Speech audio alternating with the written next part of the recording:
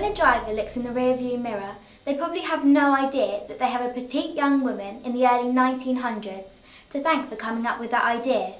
Most people don't know that a woman was instrumental in setting speed records for the motor racing, and that this woman continued to race motorboats and also learn how to fly.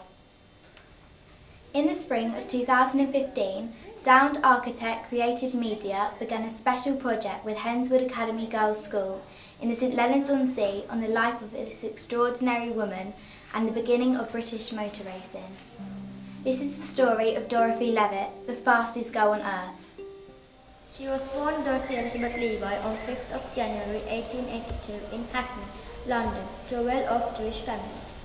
By 1901, her father had changed the name to Levitt, and in 1902 she was employed as a secretary with the Napier Car Company. But just how did she become a racing driver? It says here she was a good cyclist already, loved fishing and shooting, and was an excellent horse rider. According to C. Bing Hull, who wrote the introduction to her book in 1909, she discovered the joys of driving a motorcar with a friend who owned a motorcar and visited her. Around the same time, Selwyn Edge, director of the Napier Car Company, spotted the attractive Miss Dorothy Levitt amongst his staff and asked her to drive one of his cars to promote it. Who is that extraordinary woman? Miss Levitt, I believe. I understand you work for me. I'm Selwyn Edge. I have something of a proposition for you, Miss Levitt. I wondered if you would be interested in driving one of my racing cars. I think you'd be marvellous. Quite frankly, I think you're an extraordinary woman. What do you think? Her first prize was won a month later, and since then she has steadily mounted the tree of her chosen profession. Yet she has remained an amateur, accepting no money prizes, only medals and cups and such like trophies. Mr. Edge arranged for me to serve a 6-month motoring apprenticeship with a firm of automobile makers on the outskirts of Paris, where I trained as a mechanic and chauffeur.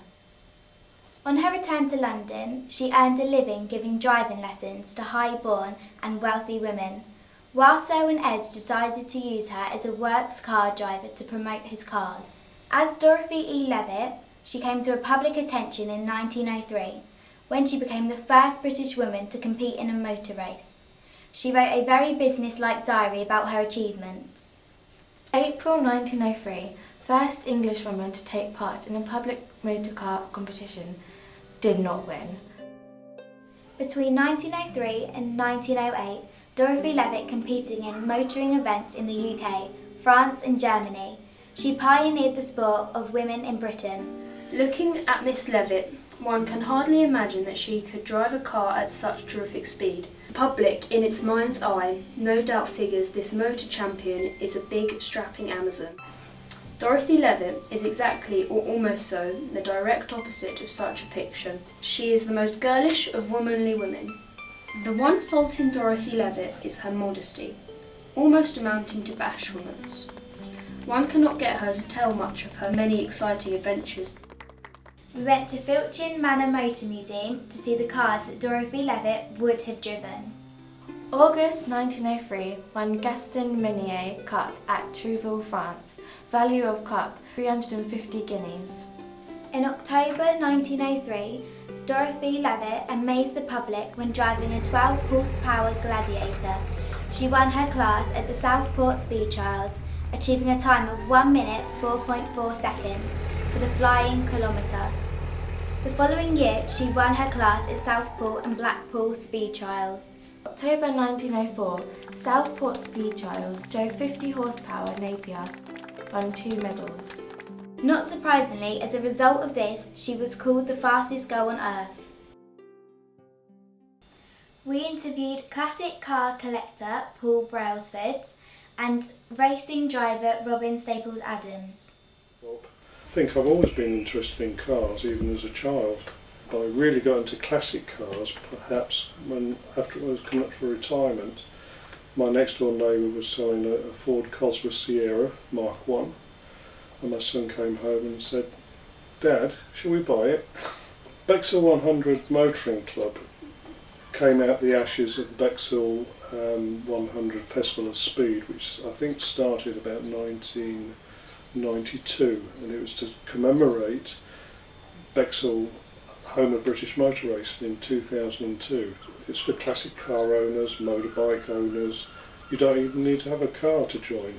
And we do the Polgrove show, August Bank Holiday Monday, every year, and all the proceeds and they go to charities.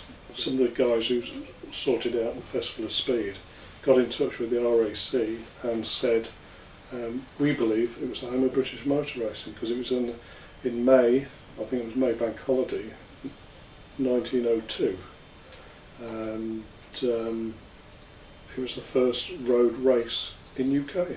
I didn't know. We went up to the NEC last year, and the theme of the NEC was to cars that had been, or something to do with films or television. And on a little bit of researching, one person said to me, Elvis Presley drove an Elva. Well, I didn't believe him, really, because why would you? And he actually drove two Elvas. One was in Vivas Las Vegas, which I believe was a Mark 7, I think, with Anne Margaret. And it wasn't a very successful car as such, but it was in the film, obviously. And the other one was Swipeout, which was a McLaren Elva.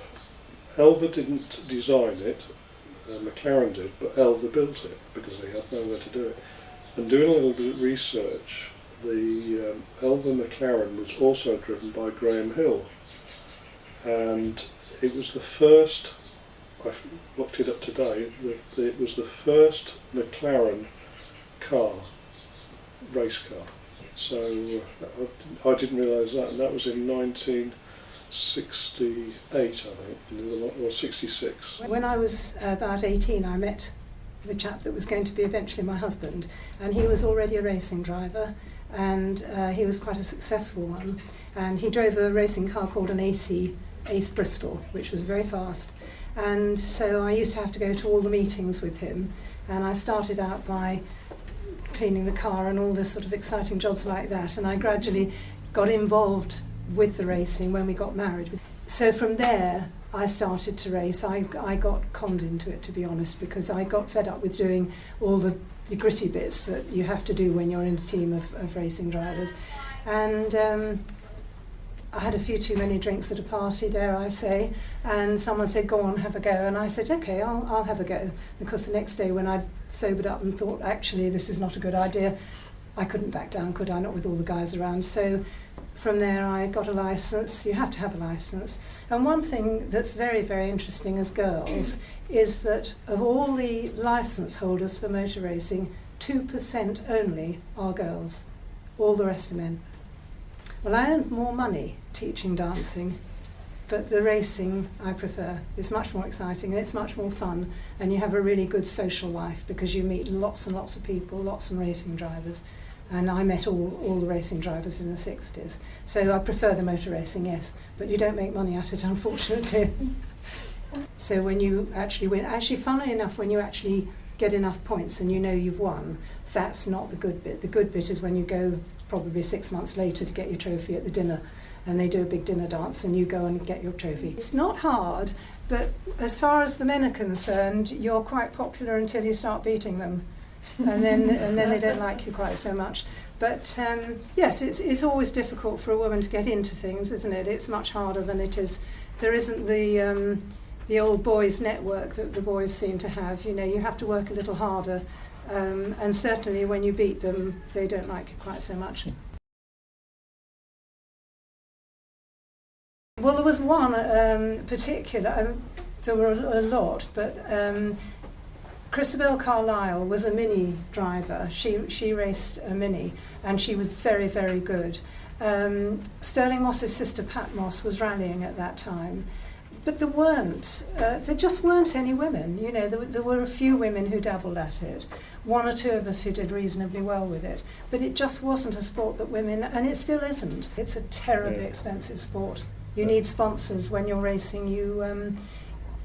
You get sponsors. I mean, you have to pay for everything yourself, but you do actually try, and of course you can't get sponsors until you're successful, and yet you need the money to get successful. But once you start getting sponsors, then it really is quite good. You'll always lose money on it because you have to pay for everything, but the sponsorship is good because they like to have the name plastered all over your car of their company or whatever it is, and they don't usually give you money. We didn't get money very much, but we did get things. We got tyres and all sorts of things to help with running the car.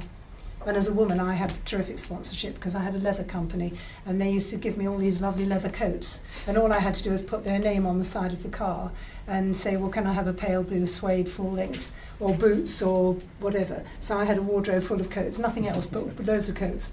Sponsored and encouraged by Selwyn Edge, with whom she had a very close relationship, Dorothy Levitt became Britain's foremost woman racing driver. Her driving skills, combined with an excellent dress sense, attracted a lot of press attention. Motoring journals such as Autocar constantly featured Dorothy Levitt's racing achievements, as did papers such as The Times and the Jewish Chronicles. We have created a ball game of Dorothy Levitt's life.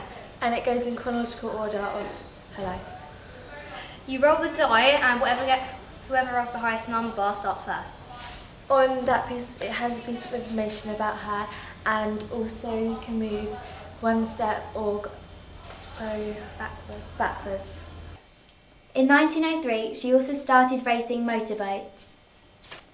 In July 1903, she won the first British International Harmsworth Trophy for motorboats.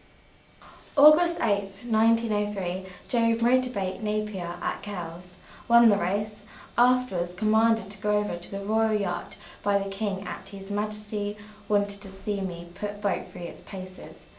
King thinks such boats may be useful for dispatch work. Dorothy Levitt set the world's first water speed record when she achieved 19.3 miles per hour. Selwyn Edge was both the owner, entered the boat in his own name, S.F. Edge. Won Championships of the Seas, Treville, Napier boat. Boat afterwards bought by French government for £1,000. In 1904 at Hereford 1,000-mile trial, where she was the only female competitor, she finished to cheers, flowers from Selwyn Edge, and acclaimed of the press, who took photos of her with her Pomeranian dog Dodo, who accompanied her on long-distance events. What's that? It's a stuffed dog, meant to add these to their cars. It's all about Dorothy Levitt. She raced her pet dog in the car, you know. Oh yeah. What's the name again? No, it's Dodo. But didn't you hear what happened? Dorothy won the race. She gave out dog biscuits to all the men drivers. So she had the last laugh. As a result of this, she created a new record for the longest drive achieved by a lady driver.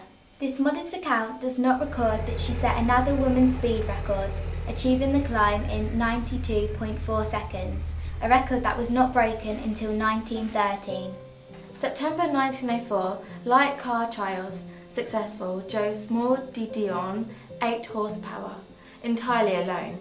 No mechanic attended to car. February 1905, did Liverpool and back to London in 2 days, averaging a level 20 miles per hour throughout the entire 411 miles, unaccompanied by a mechanic.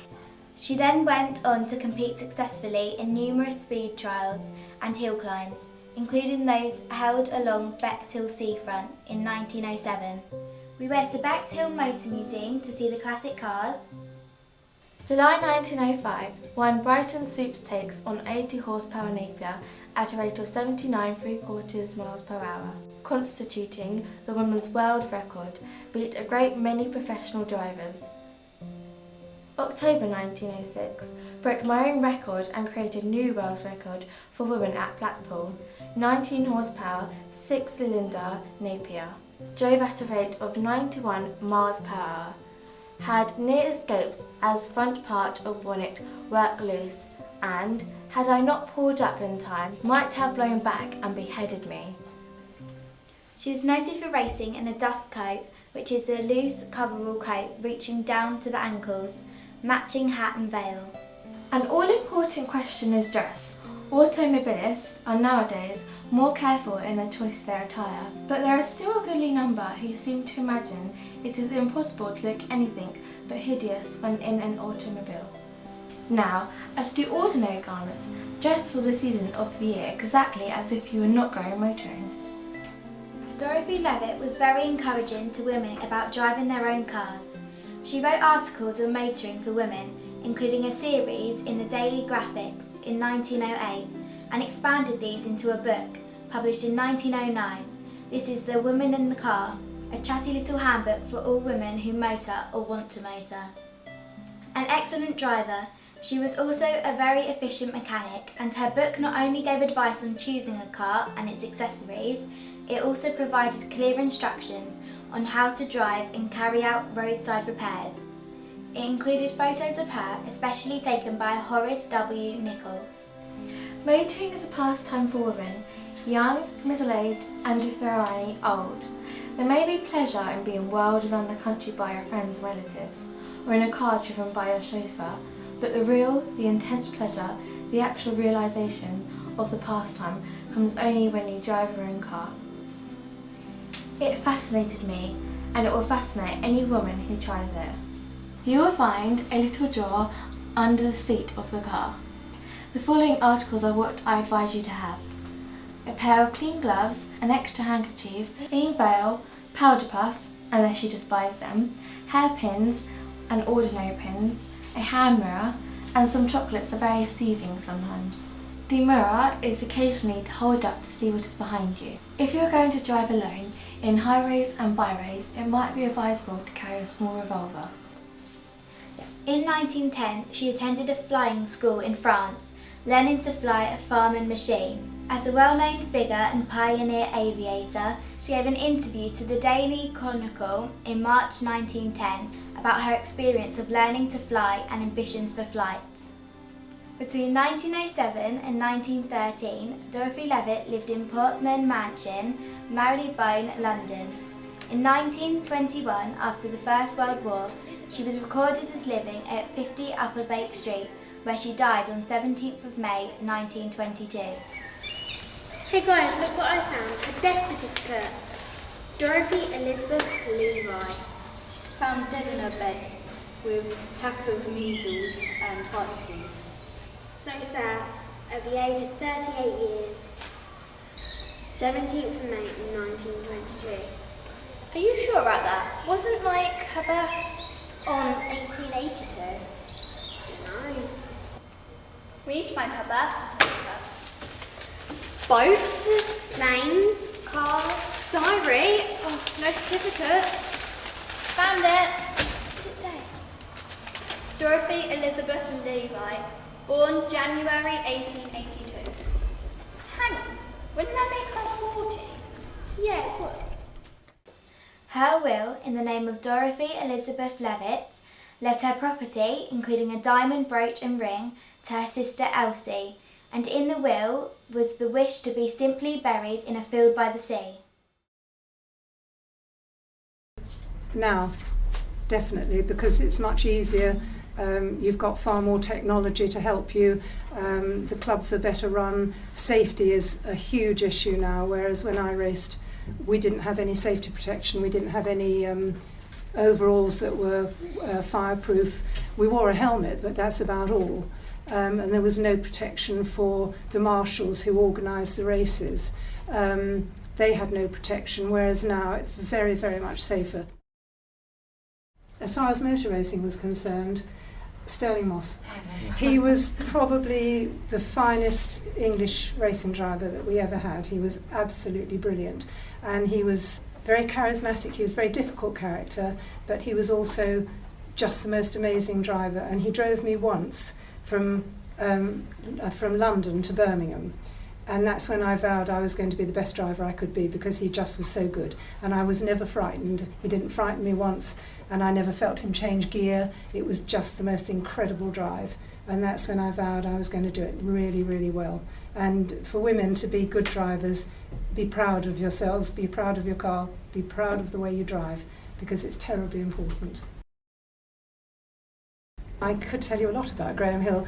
I met him just when he was beginning to be famous in Formula One. I actually knew his wife very well because we set up a club called the Doghouse Owners Club, which was all the wives and girlfriends of the drivers, and we bought a little caravan and we had this club, which was quite fun, and it kept us dry because it always seemed to rain when you go to motor race meetings.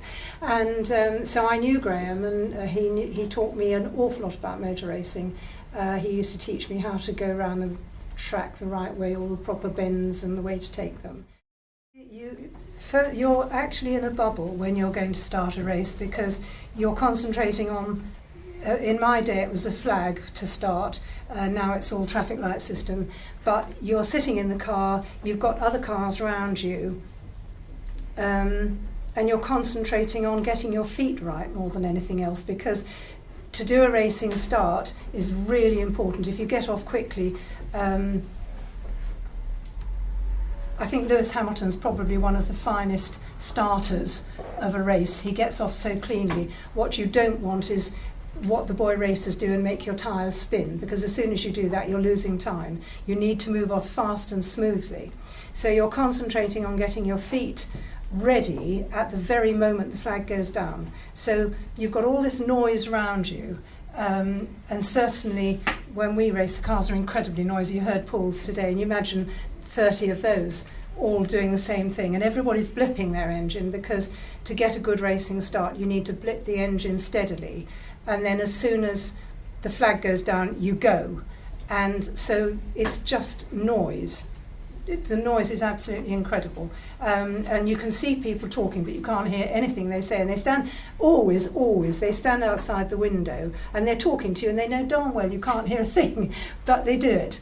And so yes, there's people moving off the pit lane, off the track, because obviously they're round the cars until you're ready to go, and then suddenly everybody's gone and you're just there on your own, and you're not aware of anyone else, and as you pull away you just hope nobody hits you. It's as simple as that. Hugely. It's just incredible how it's changed. The tracks are much safer, they're much better organised. In my day you had a shed with a coffee machine in it if you were lucky, or a lady making coffee. Now you've got the most incredible facilities at all the circuits. The transporters for the cars, where we used to have some old trailer which we stuck the car on the back of. Now you've got these huge lorries, Pantechnicons, that have got kitchens in them and bedrooms in them. The technology is incredible, the cars are fantastic, so it's just out of this world.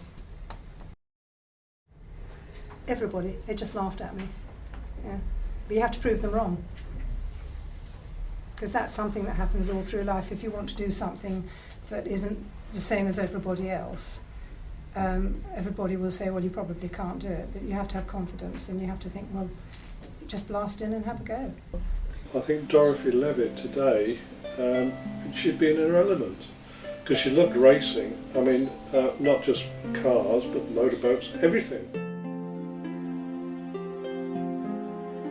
Let me take you round Silverstone. Yeah, and I would love to drive her around Silverstone and see her face at the speeds that we get now. Yeah, I think that would be great. And buy her a drink. Yeah.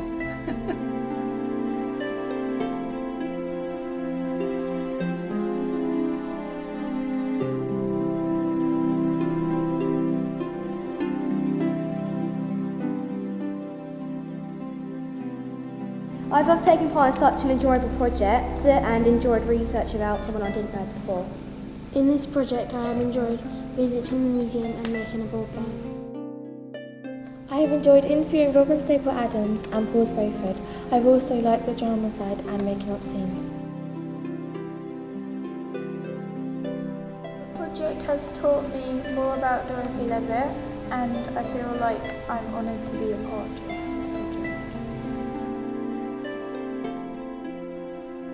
I feel I've learned a lot about script writing, and I am now a lot more confident in writing.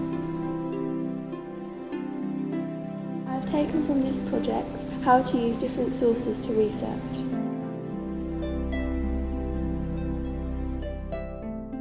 During this project, I have been inspired to express my feelings. I have been inspired by Dorothy Levitt.